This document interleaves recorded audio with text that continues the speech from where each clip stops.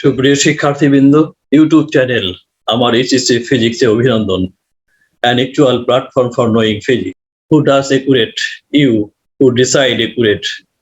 My goal is to show physics and understand physics. I and আমার HSC Physics are with you, believe it. প্রযুক্তির উৎকর্ষতায় আমরা এগিয়ে যাচ্ছি। প্রযুক্তির ব্যবহারে তাই আমরা কেউ থেমে নেই।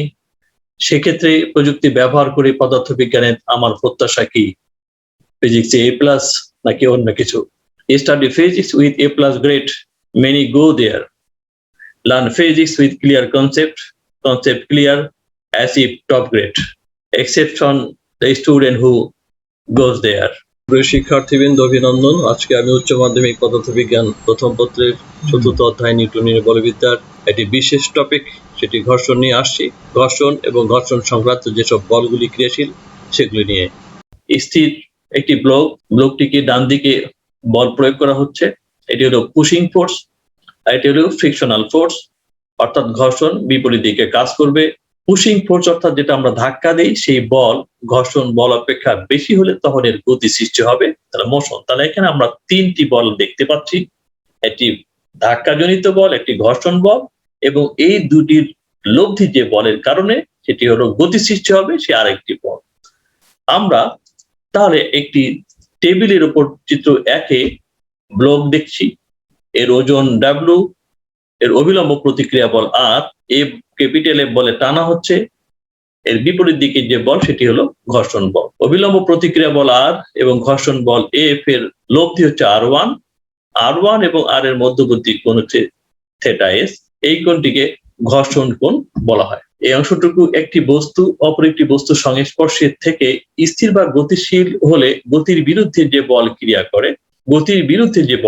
করে, অর্থাৎ এই ধাক্কাজনিত বলের বিপরীত দিকে যে বল কাজ করছে সেই বলটি হলো ঘর্ষণ। সংজ্ঞাটি এখানে দেওয়া হয়েছে। বস্তুর ওজন W, অভিলম্ব প্রতিক্রিয়া বল R, ঘর্ষণ বল F, প্রযুক্ত বল ক্যাপিটাল F, লব্ধি প্রতিক্রিয়া বল R1, সাম্য অবস্থা, অর্থাৎ এই ব্লকটি যদি স্থির অবস্থায় থাকে তাহলে W হলো R এবং ক্যাপিটাল F হবে স্মল f, অর্থাৎ প্রযুক্ত বল সমান হবে ঘর্ষণ বল। আমরা ঘর্ষণ বলের সাথে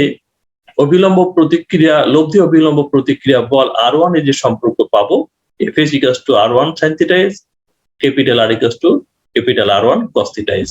সুপ্রিয় শিক্ষার্থীবৃন্দ, স্থির অবস্থায় থাকলে যে ঘটনাটি ঘটবে সেটি হলো স্থিত ঘর্ষণ, অর্থাৎ স্থিত ঘর্ষণের ক্ষেত্রে স্থিত ঘর্ষণ গুণাঙ্ক μs Fs/r, তাহলে আমরা F এর সমান লিখতে পারি μsr। s হলো স্ট্যাটিক থেকে st আসছে, একইভাবে sin θ/cos θ থেকে tan θ পাবো, তাহলে μs হবে tan θs। μs স্থিত ঘর্ষণ গুণাঙ্ক, স্থিত ঘর্ষণ কোণের ট্যানজেন্টের মান ঘর্ষণ গুণাঙ্কের সমান। তাহলে আমরা এখানে দুটি সম্পর্ক মনে রাখবো এই সৃজনশীল প্রশ্নের ক্ষেত্রে। এটা হলো Fs μsr capital F, R mg W। আমরা পরবর্তী চিত্রে আসি, চিত্র 3-এ। যদি এই বস্তুটি স্থির না থেকে গতিশীল হয়, অর্থাৎ ক্যাপিটাল F স্মল f এর থেকে বেশি হয়, তাহলে বস্তুটি গতিশীল হবে। এই অবস্থায় যে ঘর্ষণ বল সেটিকে বলা হবে গতীয় ঘর্ষণ বল F কে। আমরা সম্পর্কটি একইভাবে লিখতে পারি F k μkr, গতীয় ঘর্ষণ গুণাঙ্ক R mg। যেহেতু F বল প্রযুক্ত বল F k এর থেকে বেশি, ফলে এর গতি হলো বা মোশন হলো, এই জিনিসটা আমরা প্রথম চিত্রে দেখেছিলাম।